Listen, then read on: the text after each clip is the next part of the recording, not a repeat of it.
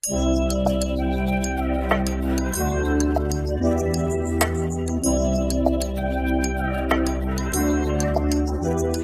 Friends, நம்ம இன்றைக்கி வந்து வாழைப்பழம் பஜ்ஜி தாங்க செய்ய போகிறோம். அதே மாவில் நம்ம வந்து பக்கோடா, வெங்காய பக்கோடா போடலான்னு இருக்கேன். வாங்க எப்படி செய்யுதுன்னு பார்க்கலாம். இதுக்கு வந்து 3 வாழைப்பழம். இப்போ நம்ம வந்து தோலை நீக்கிடலாம். ஒரு வாழைப்பழத்தில் 3 பீஸ் வர மாதிரி நல்லா நீல வாக்கில் வெட்டிக்குங்க. அப்போ தான் மாவில் நம்ம எடுத்து போடுறப்போ உடையாமல் வரும். 1 கப் கடலை மாவு, 1/2 ஸ்பூன் உப்பு,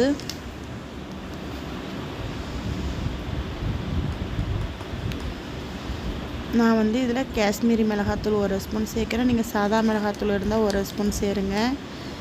ரெட் கலர் பொடி கொஞ்சமாக சேர்த்துடலாம். இப்போ நம்ம வந்து தண்ணி ஊற்றிடலாம். அதிகமாக தண்ணி ஊற்றிடாதீங்க, இல்லாட்டி ரொம்ப தண்ணி ஆயிரும்.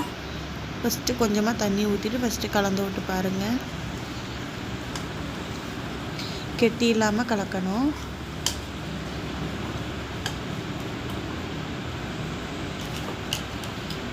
ரொம்ப கெட்டியாக இருந்தால் தண்ணி சேர்த்துக்கலாம். நம்ம தோசை மாவுக்கெல்லாம் போடுவோம்ல, அதுக்கு அந்த சோடாக்கு வந்து ஒரு 1/4 டீஸ்பூன் போட்டு கலந்து விட்டுக்கலாம். அப்போ தான் நம்ம வந்து பஜ்ஜி வந்து கொஞ்சம் உப்பெல்லாம் வரும்.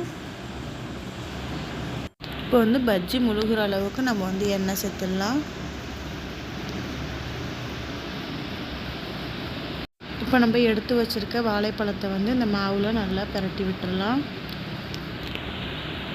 பிரட்டி விட்டாச்சு. நம்ம இப்போ எண்ணெயில் சேர்த்துடலாம். எண்ணெய் சூடு வந்ததும் சேருங்க. பஜ்ஜி நம்ம இப்போ சேர்த்தாச்சு. ஸ்டவ் வந்து சிம்மில் வச்சிடலாம். சிம்மில் வச்சுட்டு இந்த மாதிரி பிரட்டி விட்டுருங்க.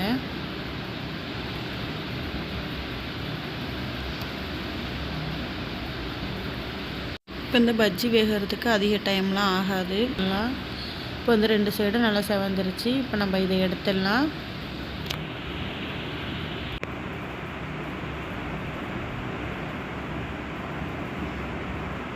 இப்போ 2 பஜ்ஜியும் நம்ம எடுத்தாச்சு.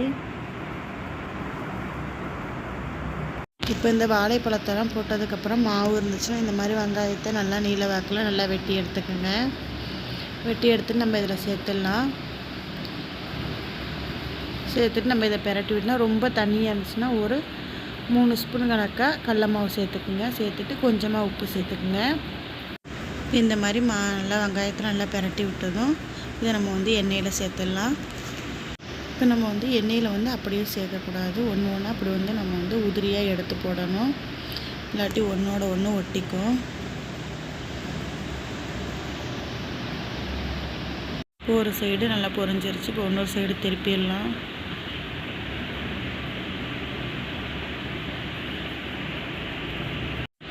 இப்போ நம்ம வந்து பிரட்டி விட்டுறலாம். இது வந்து கொஞ்சம் நல்லா செவந்ததும் நம்ம இப்போ எடுத்துடலாம். ஆனால் வாழைப்பழ பஜ்ஜி ரெடி ஆயிடுச்சு. வெங்காய பக்கோடாவும் ரெடி ஆயிடுச்சு. உங்களுக்கு அந்த வீடியோ பிடிச்சா சப்ஸ்கிரைப் பண்ணுங்கள்.